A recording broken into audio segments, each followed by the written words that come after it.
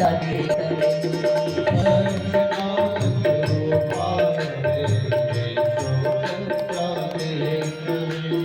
तापत्र विनाशाय श्री कृष्णाय वयं नमः सच्चिदानंद रूपाय सच्चिदानंद रूपाय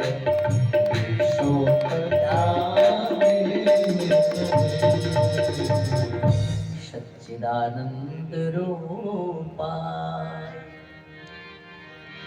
सत घन चित घन आनंद, तीन शब्द हैं, सच्चिदानंद, सत चित और आनंद। आनंद के पहले वाला कौन सा शब्द है? चित। चित संज्ञाने धातु है जो स्वयं प्रकाश है, जिसको किसी और के प्रकाश की जरूरत नहीं है। जैसे दीपक का गुण तेल है, जब तक तेल नहीं दीपक में तभी जलेगा। बल्ब का गुण बिजली है, जब तक बिजली है बल्ब में प्रकाश तभी होगा। लेकिन मणि में तेल की आवश्यकता नहीं है, प्रकाश उसका गुण है। तो चित्त संज्ञाने धातु है, माने जो शाश्वत है, जो निरंतर है, जिसमें कभी कोई परिवर्तन नहीं होता। आनंद उसी में है। आनंद के पहले वाला शब्द चित्त है ना। आनंद किसमें है? चित्त में। और चित्त माने जिसमें कभी कोई परिवर्तन नहीं होता। सामान्य तौर पे आप यही सोचें। तो संसार में लोग आनंद ढूंढते हैं परंतु मिलता नहीं है। कारण क्या है कि आनंद उसी में है जिसमें परिवर्तन नहीं होता। तो संसार की हर वस्तु परिवर्तनशील है कैप्टन साहब। जेताई दिशे धरण गगन विष तेताई सब उठे जासी। का तो ऐसी कोई चीज बताइए जिसमें परिवर्तन न हो। वो सत्य है, सच्चिदानंद रूपाय। जो सत्य है वही चिन्मय है और जो चिन्मय है वही आनंद स्वरूप है। माने जो सत्य है उसमें वही शाश्वत है, वही स्वयं प्रकाश है। और सत्य है कौन? यह बात श्रीमद् भागवत महापुराण संहिता के 10वें स्कंद के 2 अध्याय में बताई गई कि सत्य व्रतम सत्य परम ते सत्यम सत्यशयोनिम निहितम च सत्य सत्यस्य सत्यम ऋत सत्यनेत्रम सत्यात्मकम ताम शरणम प्रपन्ना। माने जो सत्य का व्रत धारण करने वाले में परमात्मा भगवान श्री कृष्ण सत्य है।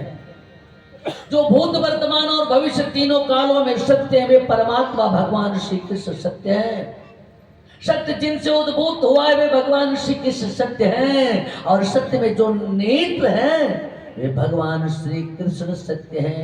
अगर आनंद पाना है तो ऐसे भगवान से ही जुड़ना होगा। और ऐसे भगवान को जगदीश कहते हैं। जगत तो नश्वर है, अगर आनंद पाना है तो जगदीश से जुड़ना होगा, जगत से नहीं। और यही बात भगवान भोलेनाथ ने मैया पार्वती से कह दिया। अरे उमा कहूँ मैं अनुभव अपना, उमा कहूँ मैं अनुभव अपना, उमा कहूँ मैं अनुभव अपना, उमा कहूँ मैं अनुभव अपना। सत हरि भजन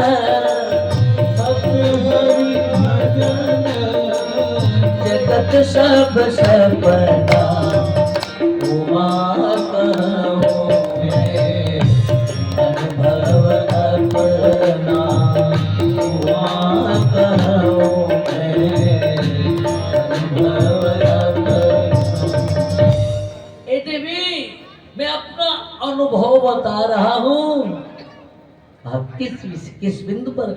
दुनिया के लोग जगत में आनंद ढूंढते हैं और जगत में आनंद मिलता नहीं। हाँ, क्यों? कहा जगत सब सपना। अगर सपने में किसी को मोटा सा हार मिल जाए तो क्या जागने पे उसके गले में उसकी गर्दन भारी लगेगी? गले की शोभा बढ़ेगी? कहा नहीं। हाँ, क्यों? हाँ, वो तो सपने में मिला है और सपना कभी भी अपना नहीं होता, तो संसार भी सपना ही है। अगर आनंद पाना है तो सच्चिदानंद रूपा विश्वोत्पत्त्यादि तवे। जो संसार की उत्पत्ति का हेतु है, ऐसे परमात्मा से जुड़ना पड़ेगा। और परमात्मा से जुड़ने का साधन क्या है? अब भगवान से जुड़ने का एक उत्तम साधन है भजन। सत हरि भजन जगत सब सपना। अब लोग भजन के चक्कर में कम, भोजन के चक्कर में ज्यादा पड़ते हैं। लेकिन ध्यान दीजिए, देवियां और बेटियां भी बैठी हैं आगे, सबसे आगे। भोजन की व्यवस्था तो बहुत हद तक आप ही लोगों पे निर्भर करती है, लेकिन भजन की व्यवस्था में भी आप लोग सम्मिलित होइए, क्योंकि भजन और भोजन इन तीनों में अक्षर 3 ही है। यह बात आप जानते हैं। भजन और इसी भ पर ओ की मात्रा लगा दीजिए तो बन गया भोजन। लेकिन एक बात बताऊं, अगर भोजन और भजन दोनों एक ही साथ बनाना हो तो क्या बनाएंगे? पहले भजन बनाएंगे कि भोजन बनाएंगे? भोजन। हाँ सही, भूखे भजन न हो गोपाल आया और बिटिया के भजन हो। बिटिया करे भोजन, बहुत अच्छी बिटिया है, बच्चों को खाना चाहिए खूब। लेकिन ध्यान दो बेटा, पढ़ने वाले बच्चे हैं, अगर लिख दिया भोजन ना और उसी भोजन से भजन बनाना पड़ा तो क्या करना पड़ेगा? ओ की मात्रा काटनी पड़ेगी बाबू। अगर भोजन पहले बना दिया और उसी भोजन से भजन बनाना पड़े तो ओ की मात्रा काटनी पड़ेगी। लेकिन पहले भजन बना दिया और भजन के बाद भोजन बनाना पड़े तो केवल ओ की मात्रा लगा दीजिएगा तो भोजन बन जाएगा। कोई काट पीट नहीं करनी पड़ेगी। इसका अभिप्राय है कि पहले आप भोजन बनाओ, पहले आप भोजन मत बनाओ। अगर भोजन बनाओगे तो काट पीट करनी पड़ेगी और भजन बनाओगे तो भोजन की व्यवस्था परमात्मा स्वयं ही कर देगा। और संगीताकार तो कहते हैं किसे राज भाव से परमात्मा किसी चरणों में समर्पित हो जाएं। ठाकुर पता नहीं किन किन कूपों से निकल करके तेरे शरण में आया हूं। पिछले जन्म में पता नहीं क्या रहा, गधा रहा, पैर रहा, ऊंट रहा, कू कर रहा, सो कर रहा, आदमी बन गया हूं। तूने कृपा किया है, आदमी बना दिया है ना, तो एक कृपा और कर दे, एक कृपा और कर दे, मुझे अपना बना ले, मुझे तार दे। मेरी दादी एक बड़ा प्यारा गीत गाती थी कि तारा है सारा जमाना।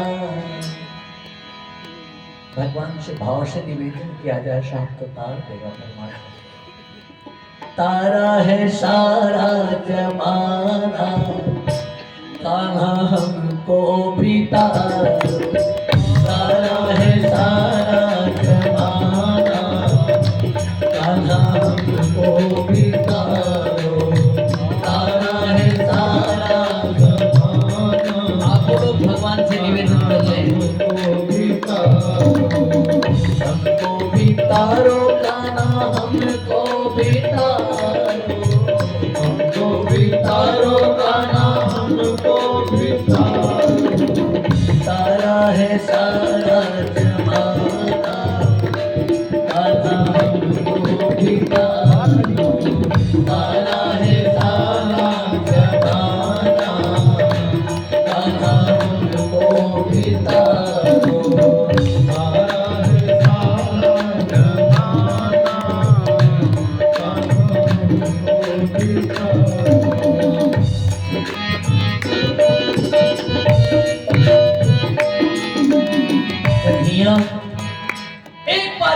कर दे, बस एक बार और कृपा कर दे। तूने कृपा किया तो आदमी बना दिया, एक कृपा और कर दे, इस बंधन से मुक्त कर दे। मैंने सुना है तूने गड़ी का उतारा, मैंने सुना है तूने गड़ी का उतारा, गड़ी का उतारा, तूने गड़ी का उतारा, गड़ी का उतारा, तुमने गड़ी का उतारा। भागवत में गड़िका का नाम आता है पिंगला। एक तोता पाल रखा था माने, उसी तोते को सीताराम सीताराम पढ़ाते पढ़ाते उद्धार हो गया उसका। मैंने सुना है तूने गड़ी का उतारा, मैंने सुना है तूने गड़ी का उतारा,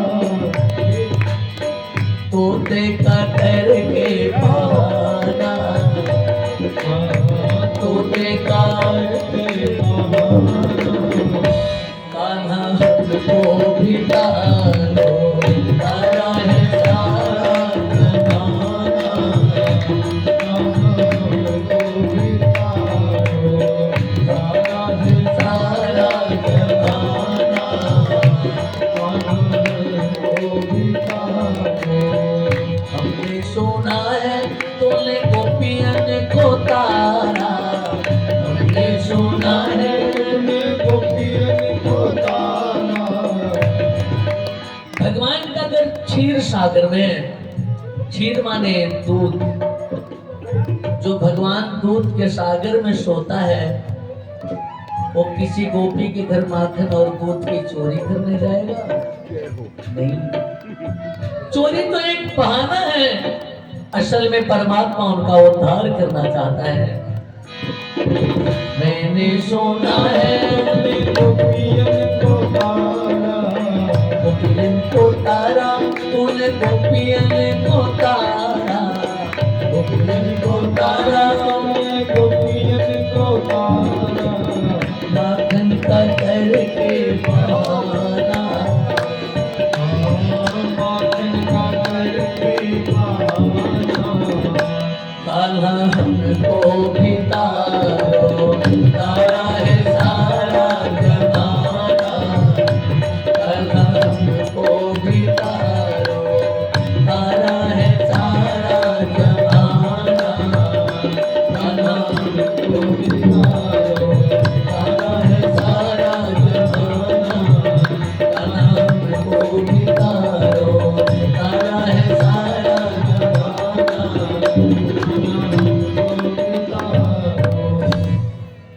अगर कोई भाव से भगवान से निवेदन करे तो भगवान उसका उद्धार कर देगा, बंधन से मुक्त कर देगा।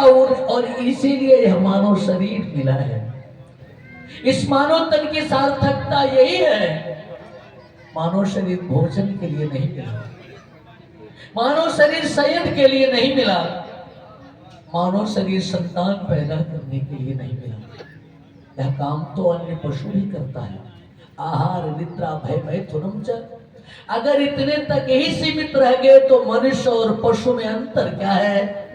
ये सारे काम मनुष्य करता है, लेकिन भजन, सारे काम पशु करता है, लेकिन भजन केवल मनुष्य कर सकता है, पशु नहीं कर सकता।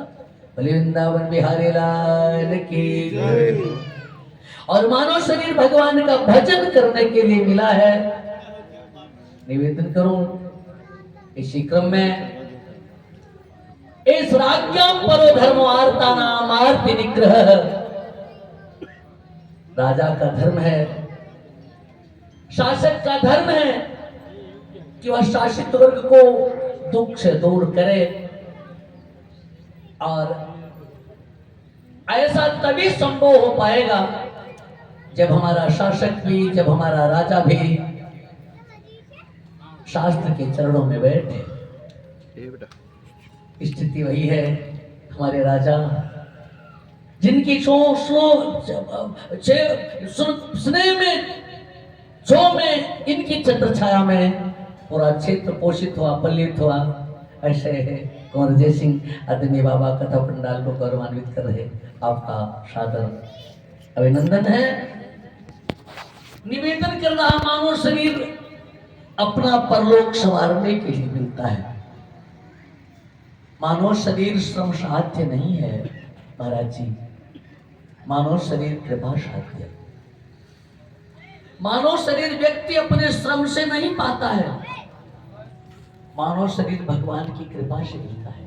जब परमात्मा कृपा करता है ना, जब जीव के दुख से दुखी होता है ना, तब उसे मानव शरीर दे देता है कि जा तो अपना उद्धार कर ले। घोषणा करते हैं हमारे ठाकुर जी कि निदेह माध्यम सुलभम सो दुर्लभम। मैंने दुर्लभ मानव शरीर तुम्हें सुलभ कराया, उद्देश्य था कि तू इस मानव शरीर को पा करके संसार सागर पार। लवम सुकल्पम गुरु करधारम। लेकिन मानव शरीर पाकर भी जो केवल भोजन के चक्कर में पड़ा है, सात्मा, उसे आत्महत्या कहना चाहिए। संसार सागर वो पार नहीं कर पाएगा। और सागर से पार जाने का एकमात्र साधन है भजन, और भजन बुढ़ाई बेला में नहीं, कौमारा चरे प्राज्ञो। संगीता कहती है महाराज जी कि भजन की आदत बचपन से ही डाल लेनी चाहिए, क्योंकि जब बुढ़ाई आ जाएगी दांत टूट जाएगा। गुरु बाबा कहेंगे बच्चा कहो राम, तो मुंह से निकलेगा आम, क्योंकि दांत है ही नहीं मुंह में। नरसिंह भैया राम कहेंगे तो मुंह से आम निकलेगा, जब आम का उच्चारण करेंगे तो परमात्मा कहां से मिलेगा। इसलिए बचपन से ही भगवान के भजन की आदत डाल लेनी चाहिए। अब आप ये मत कहिएगा कि महाराज बचपन से भजन ही करे तो और व्यवस्था कैसे चलेगी।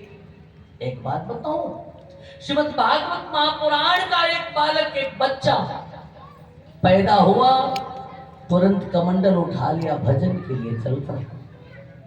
भागवत के पहले श्लोक में भगवान श्री कृष्ण की वंदना की गई है, दूसरे श्लोक में उसी बालक की वंदना की गई। यम प्रव्रजन्तमनु पेतमुपेत कृत्यम द्वैपायनो विरह कातर आजुहा। पुत्रेति तन्मयतया तरवोभिने दुष्टम सर्वभूत हृदयम् मुनिमान दोष यम प्रव्रजन्तमन। पैदा होते ही सुखदेव भगवान ने कमंडल उठा लिया सरकार भजन के लिए। माता पिता ने ठीक से मुखमंडल भी नहीं निहारा था, माँ ने बेटे के ललाट पर प्यार का चुंबन भी नहीं अंकित किया था। बेटा कमंडल उठाकर भजन के लिए जा रहा है। व्यास जी पीछे पीछे दौड़े। द्वैपायनो विरह कातर आजुहा।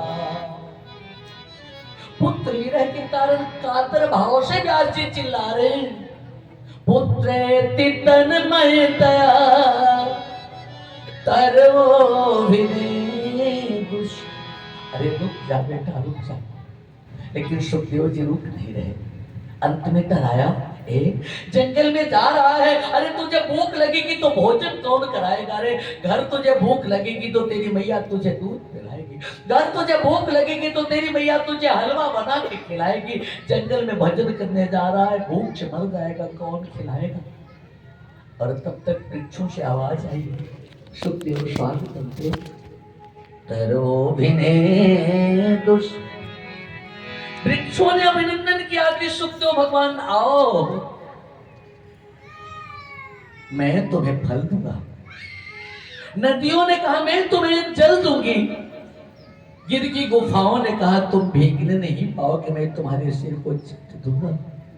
तम सर्वभूत हृदय मुनिमान दोष। ऐसे सुखदेव भगवान की वंदना की गई। भागवत के दूसरे श्लोक में पहले भी भगवान श्री कृष्ण की वंदनीय हुए सुखदेव भगवान। क्यों? कहा बचपन से ही उन्होंने भजन की आदत डाल ली। बचपन से ही उन्होंने कथा की आदत डाल ली। एक बार मैंने गुरुजी से कहा, गुरुजी कहे हाँ, मैंने कहा कथवा सुन करके कुछ लोग ऐसा भड़कते हैं जैसे बरसात में करीबा छाता देके भैंस भड़कत है। ऐसा क्यों? कथा अच्छी नहीं लगती क्या?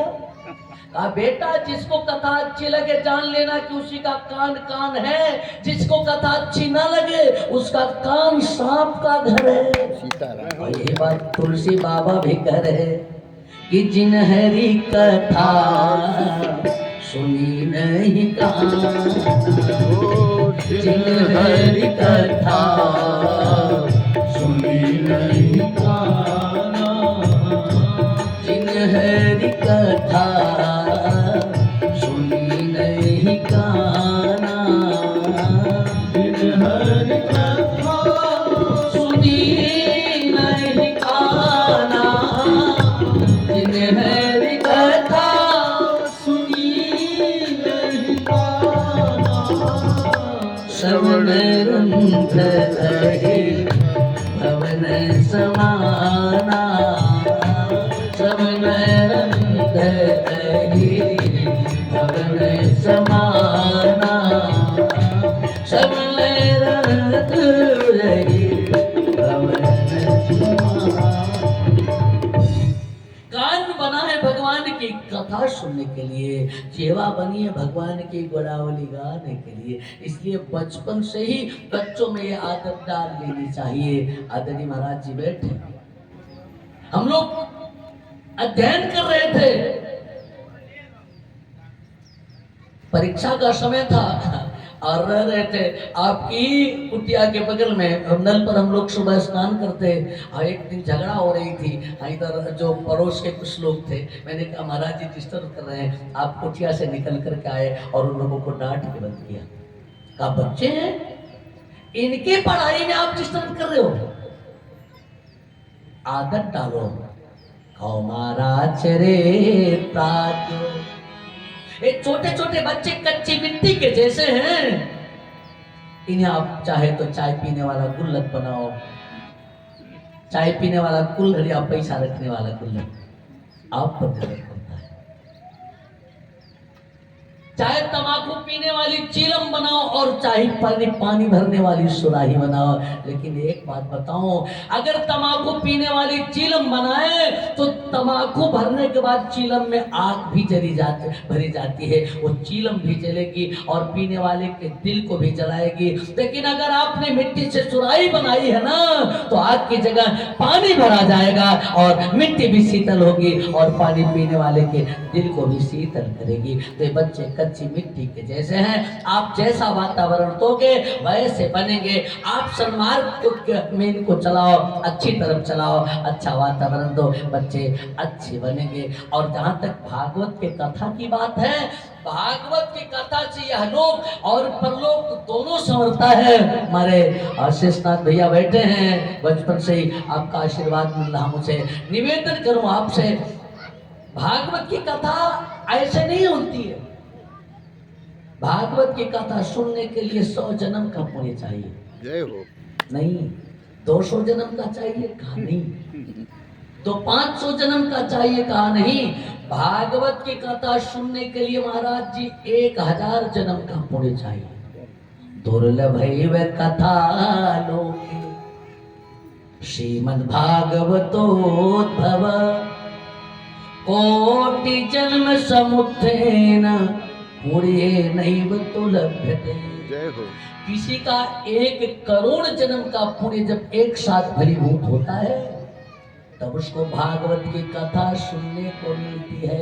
अब आप कहोगे कि 1 करोड़ जन्म के पुण्य की पूंजी खर्च करके भागवत की कथा अगर हम सुन रहे हैं तो महाराज इसकी विशेषता क्या है? भागवत की कथा सुनने से मिलेगा क्या?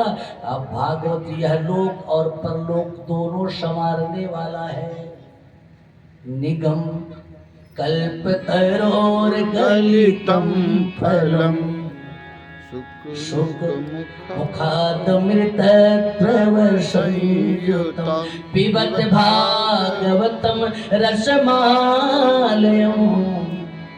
मुहुर्हो रसिका होवे भावुका, मुहुर हो रसिका होवे भावुका, निगम कल्पतरोर गलितम फलम।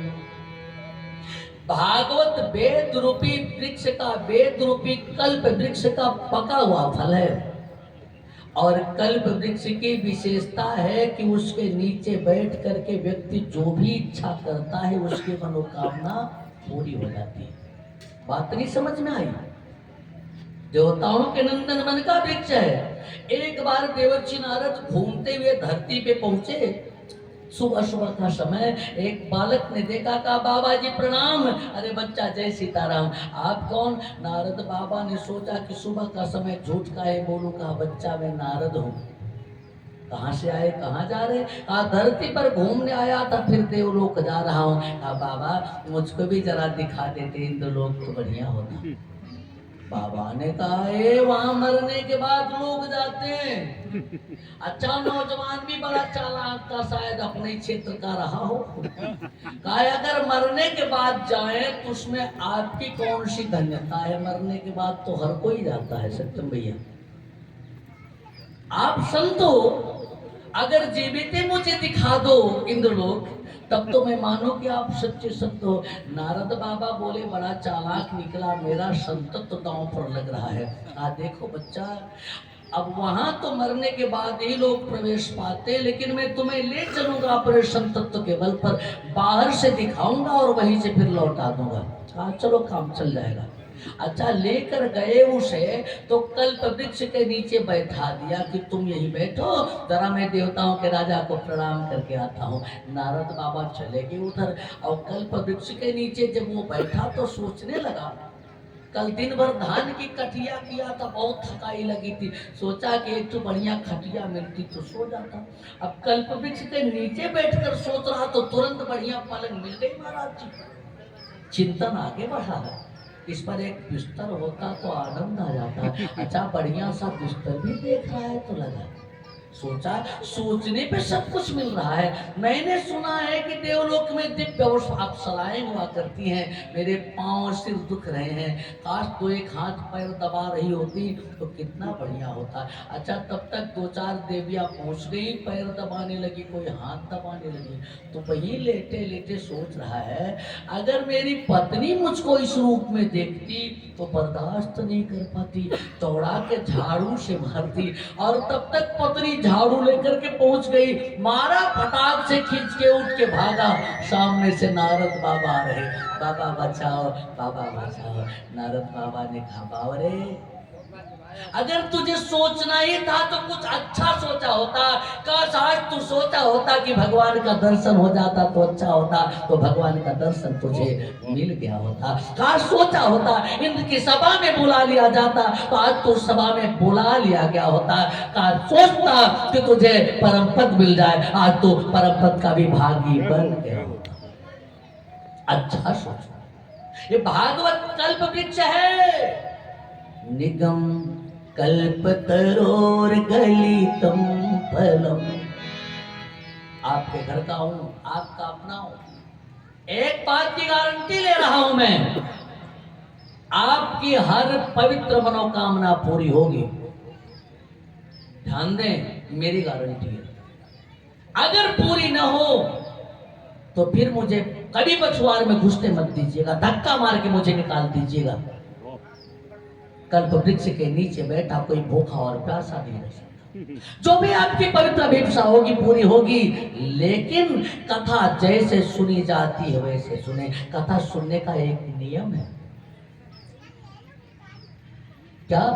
हथोरे ही मन सब कहो बुझाई, थोरे ही मन सब कहो बुझाई। सुनहु तात मन मति चित लागे, थोरे ही मन सब कहो बुझाई, थोरे ही मन सब कथा को मन से सुने, ये नहीं कि कि शरीर कथा में बैठा है और मन कहीं और टहल रहा है। नहीं, कथा को मन से सुने और ये भी मत करें कि कथा में बैठे तो जैसे उठ के जब घर जाएंगे तो कपड़े में जो मिट्टी लगी हो तो पल्ला ऐसे झटक देते हैं ना, तो कथा पल्ला झाड़ नहीं सुने कि कथा वहीं छोड़ करके जाए। सुनहु तात मन मति, कथा को मन से सुनिए, कथा को मति से सुनिए और चित्त लाई और अपने चित्त में कथा को बैठा करके यहाँ से जाइए, आपकी मनोकामना पूरी है। केवल कथा के पंडाल में बैठना महत्वपूर्ण नहीं है, महत्वपूर्ण है कथा आपके हृदय के पंडाल में बैठ जाए। जब कथा को आप अपने हृदय के पंडाल में बैठाएंगे तब आपकी अभिप्सा पूरी होगी। भागवत सामान्य नहीं है। भाग्योदय